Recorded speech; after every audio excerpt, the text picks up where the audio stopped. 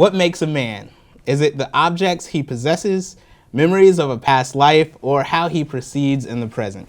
The short film from co-directors Luke Persian and Ryan Daliagon, Rags, explores how appearances shape the interactions of the world around us all. I have them both in the studio. Luke and Ryan, welcome to the show. Thank you for having us. Well, Kevin, it's a pleasure to be here. Guys, so just for the audience, give a quick synopsis about the film, and then we're just going to geek out about it. Okay. So our short film, Rags, is about a professional man, who has his suitcase stolen from him by a homeless person. Essentially, the themes of the film are how we go about society and how we view one another. And we really wanted to tell the story with very minimal dialogue. You know, we just wanted it to be visuals and just kind of let the story tell itself. We wanted to let the audience kind of figure it out for themselves. Yeah. Yeah. You look like you're about to say something, Ryan. Go ahead, jump in there. Going with the idea of minimal dialogue and telling the story purely visual. We wanted to. There's something like underlying with the character that we wanted that eventually you find out through the course of the film, and through like his nuances and his interactions with other people, you kind of like drop the hints of what's going on until we finally reveal like what's beneath him. Yeah, and I think appearances is one of the biggest things. I mean, from the beginning, we're actually like looking in the mirror. The main character, who is you, Luke, correct? I am also the main character. I try to plug myself in as many times as I can into my work. A little Hitchcock going on. Yeah, exactly. Charlie Chaplin-esque. Yeah, there you go, yeah. But yes, I am in the film, and you're right. We tried to plug in a lot of subtle nuances, a lot of thematic stuff, a lot of symbolism throughout the film, subtle gestures, the way a person looks into a mirror or takes a glance at his suitcase or looks at a piece of pie.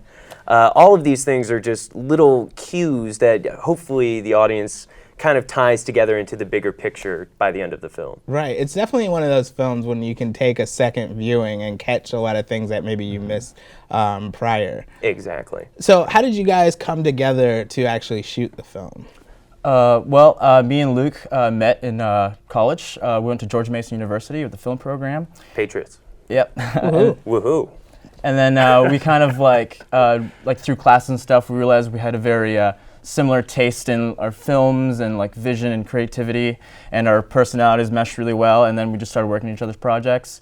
And then we made this film about a year ago for a film competition, actually, for the 100-hour film race, which is an international competition where you make a film in 100 hours. And Luke contacted me. He's like, "Hey, do you want to do this? So we haven't worked on anything in a while, so let's go team up and do this." And we got together. And I think it was really just the challenge. You know, we had been, kind of running through the usual way of life, working, the 9 to 5, and it had been a while since we had worked on something that we were really passionate about. Mm-hmm. And what I love working on with Ryan is I'm a man with very strong ideals, Kevin, but he is not afraid to challenge me on every single one of them. So when I come up with an idea that I'm certain is the best way to shoot this scene, he's right there to tell me, no, we should shoot it this way. And I'll tell him, no, you're an idiot.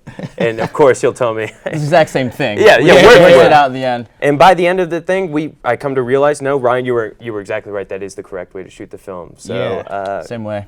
Rags came to be kind of just friends getting together, wanting to make something fun.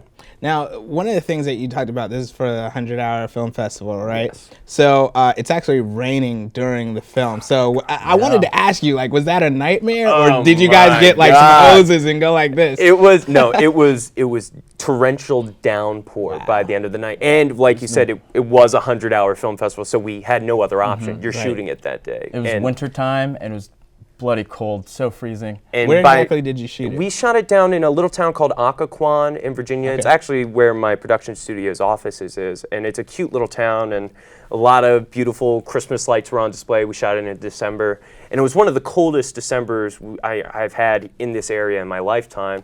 And as a lead actor, there's a scene where I have to take off, and I have to take off certain clothes, and I get very cold. I think it was sub 20 degrees.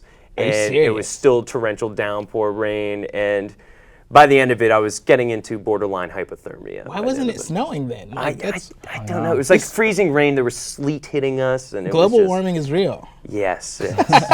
Okay. Yeah. No. But I think that that's incredible because sometimes like 90% of filmmaking, right, is adjusting to whatever problems arise, right? Mm-hmm. And so this is one that Mother Nature threw at you guys, but it also helped to kind of like become a character in the film.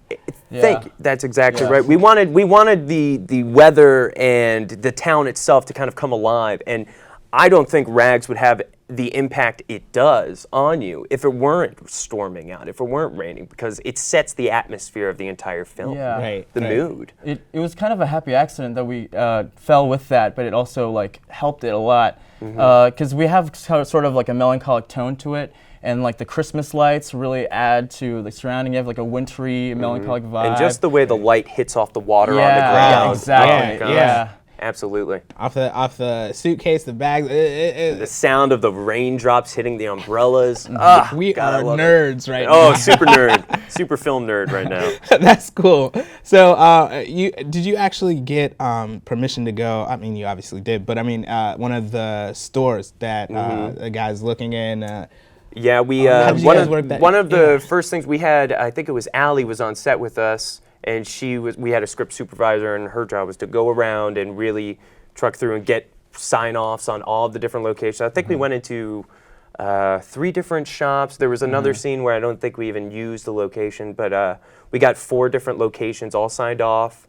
We really wanted to do it as professional as possible. We were used to guerrilla style shooting, shoot first and apologize later. And we wanted to do this as our first like real professional style film, because this is actually my first foray into drama. I've spent my entire life making comedies, sketches, where it's really just run and gun, grab a camera, and let's see what we can make. But we really wanted to set this up as professional as possible. Yeah. Well, that's awesome. So what plans do you guys have for the film? Obviously, you guys are going to be playing at the Rosebud Film Festival. Are you making the film festival circuit right now? Or?